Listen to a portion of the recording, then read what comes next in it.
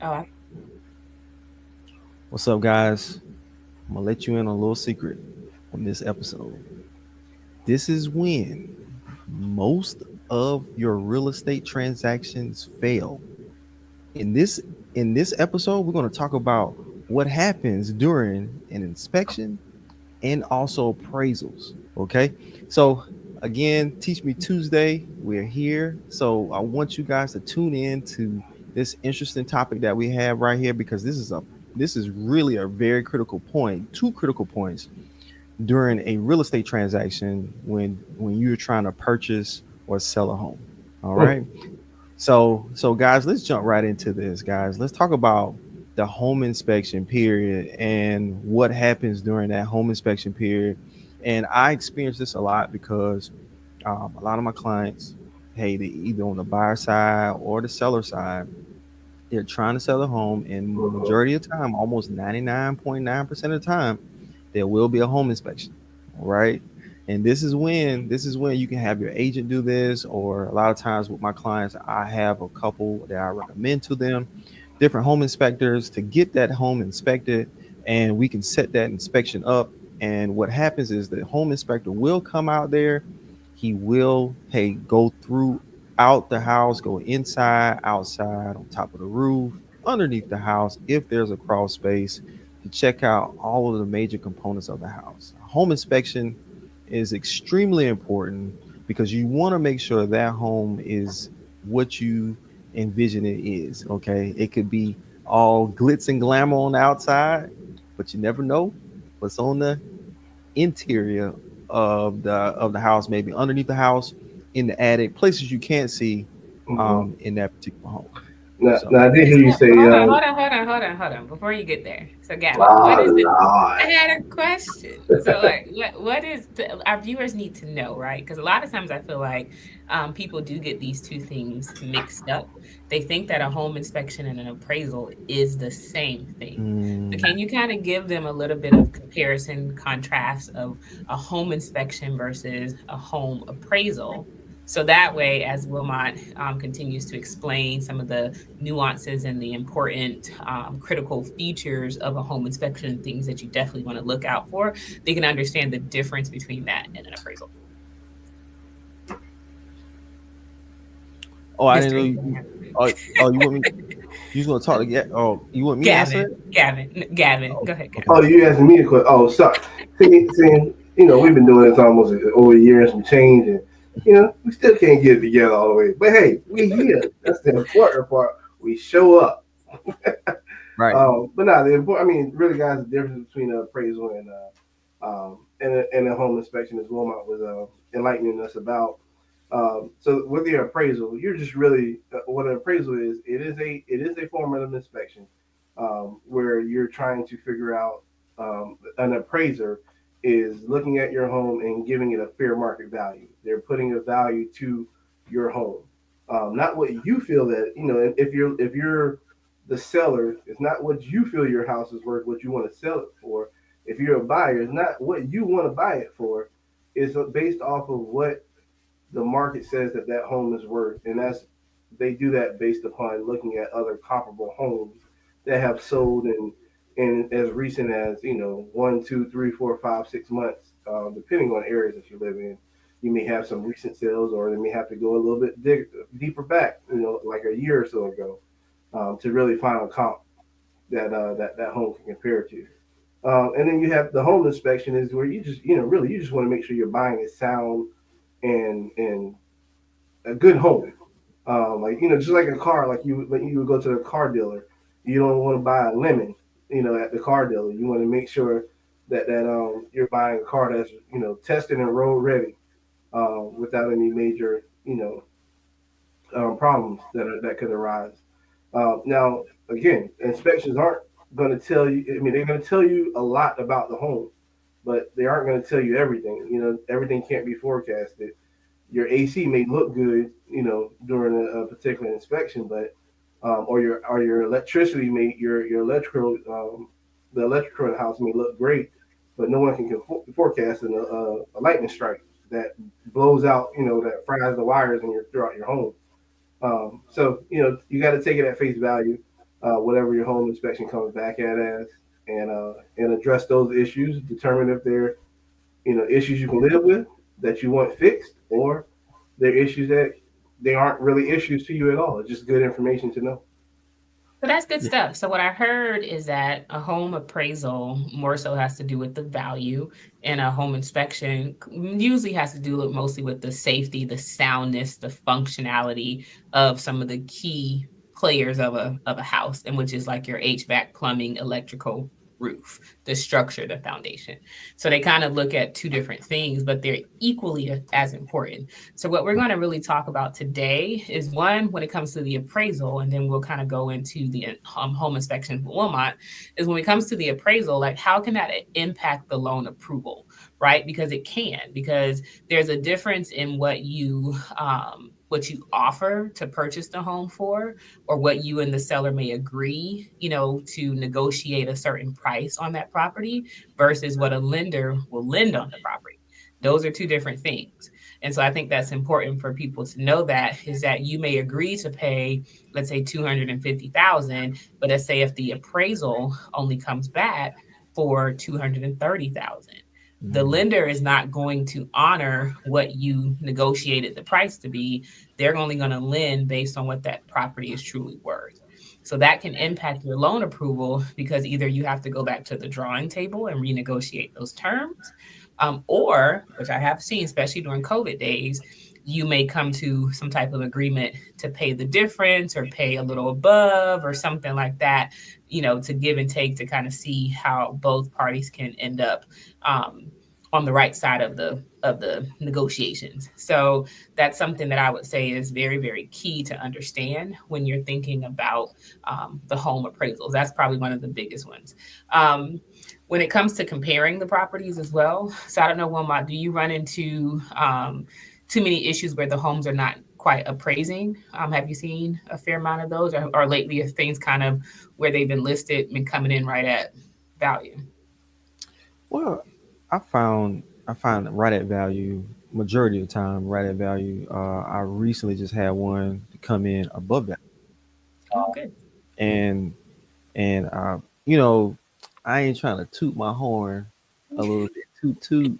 I was able to find my client a great deal on a property. They were second guessing it a little bit, but when that appraisal came back and they were looking at all that equity they had, they had a second opinion after that. So I truly felt like they felt really good about the property, knowing that it came in above. The appraisal came in above what the agreed price was on the property, and they felt really good about the purchase moving forward, knowing that they're going to, come in there with some equity already at hand. But majority of the time, I'm just going to be honest, majority of the time, I'm seeing right at value with these homes on the market. Yeah. Yeah, and I think that's. I mean, that sounds like that's probably like the normalcy of how things happen in in transactions. Because I mean, most cases, if you're working with a good agent, they're probably already you know looked at make sure that that home is comparable to what they're asking, and you guys are ready to submit an offer. Right. Because I'm sure you might look like, man, you know what? I don't know why they got this thing priced so high, because there's no comps that support it being listed at 300,000. So there ain't no need for us to even, entertain the offer at that high. What you may do a market analysis and see that the home is only, worth maybe 250. Mm-hmm. Uh, so Mm-hmm. those things affect, the offers you make, and then also um, can affect, what you go into contract for, as opposed to whether or not this deal is truly going to go through. Because what I'm saying I want to buy it for is not worth it, um, Right. and whatnot. So That's Okay. good stuff. That's really, really good stuff. Now let's kind of switch gears a little bit when it comes to the home inspection. I've seen sometimes where, some sellers, are selling a house as is, especially in a lot of like real estate investing, things like that. Or sometimes it's just a situation where that seller's like, I don't want to fix nothing. I've done, Mm-hmm. all I wanted to do. We're selling it as is. So in those type of situations, have you seen where clients still like waive the home inspection because they know that hey, they're not going to fix anything, or do you kind of advise them to still do it so they can kind of, I guess, maybe know what they're getting themselves into? Well, I'm not seeing that at all, where Okay. they're waiving inspections. And even for my experienced investors, they don't waive inspections. Even Mhm. though if it's a lot of times, if they come to a house, they might have their contractor come out there and take a look at it. But let me tell you this: contractors miss stuff too. You know, Mhm. so like a lot of times contractors can tell you, hey, it's going to cost this XYZ to fix this property to what you wanted, but however, they haven't done a thorough inspection, per Mhm. se. So a home inspection is almost a necessity. And I say almost because some people do. There's a rare case where someone may waive one when it's a competitive situation, but I haven't seen those it be that competitive. Even if the seller says it's as is, that buyer still goes and does a home inspection just to make sure it's not crazy going on with the house that they feel like you know they can't handle later on down the road after purchase. So a It's lot of good them to know. still get that home inspection done. Now, are all home inspections kind of like, I call it to use the term like created equal, right? When a person is like requesting or inquiring is probably the better word, a hmm home inspection, is there like I guess, are there different types of home inspections? Because I've seen situations where, I guess, let's say in the normalcy of a homeowner's transaction, you're just kind of, I guess I call it, you want to get a general checkup, right? hmm For, hmm the overall functionality of a property versus hmm like if you're trying to specifically get the home inspected for mold or termites or lead or like all these other like specialties. Have you seen where different inspections are kind of customizable to what all do you want to get inspected, or is it kind of like a generalized inspection? So that's a great question because there are different types of inspections. Okay, because you got your typical general home inspection, which that home inspector will inspect the general house itself, and they're not. So let me say this: some home inspectors out there are going above and beyond, and they are specialized home inspectors. Meaning, this is let me clarify. Some home inspectors don't inspect HVAC units. They just turn it on to make sure it works and operating. They're not HVAC inspectors. Okay. Some home inspectors will do, um, you know, certain other inspections like moisture underneath the house. However, that doesn't mean that they are certified as far as like a termite inspector would be. Okay, so let's talk about that. You got your home inspection, general overview of the house, but you can get an HVAC inspection. You can get a septic tank inspection. You can get your termite inspection, which is a lot of times uh, mandatory by the lender, depending on the loan. Okay. Um, your CO 100. Some people might hear that terminology. That's your termite inspection, where they go under there and find any wood destroying um, organisms. That's how they use it. Wood destroying organisms. It could be moisture. Moisture can destroy your wood underneath your house. Also termites, beetles, dust beetles. I think they're called dust beetles. Some kind of beetle, right? Beetlejuice. So they look for all those particular things. So you need to know your different inspections. Not all the time you need all of them. Okay.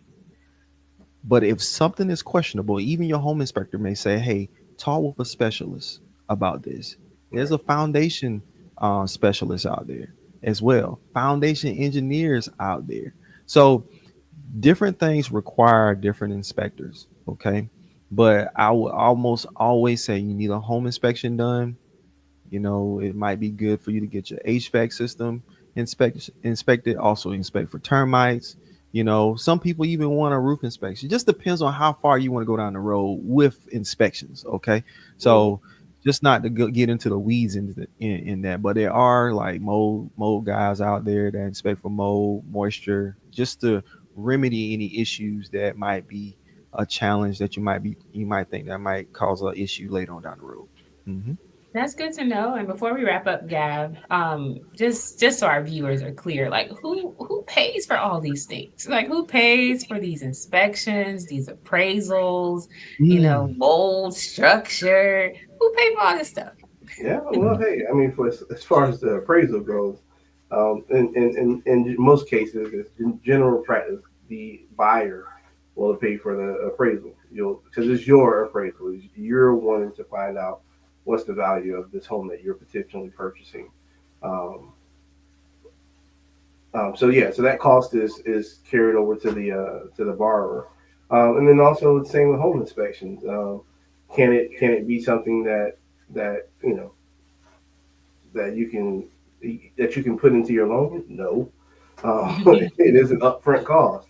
It is something that a buyer will have to have that money or those funds, or um, if it's something that some you do have some inspectors out there that don't require payment up front, or they may allow you to pay them at closing through the attorney. So that's always an option. That will just be a part of your complete closing costs. When you go to buy the home. Um, but nevertheless, either way, they expect to get paid whether you buy this house or not, because that is a cost that's already incurred, and that can't be rolled into your mortgage. So, so yeah, What is it falls on the buyer. Oh that's good to know. man, guys, I ain't gonna lie. This is a topic I feel like I could probably do a whole video on. To be honest, but this is a very important part of the buying or of your buying of a home. Okay, transaction, and this is like I said at the beginning. This is where deals can fall apart at. Okay, because if there's some issues and the seller isn't willing to fix them, it might be a deal breaker for you as a buyer. Okay, so. Yep. I love it. Well, that's our time, guys. But once again, if you guys have any other topics, anything that you guys want to hear us discuss here live, do like you guys do as always. You can message us directly, text us, call us, comment on the video if you go back and rewatch it on the replay. But until next week, guys, we'll see you guys. We'll see you guys next week. Bye. Have a great one.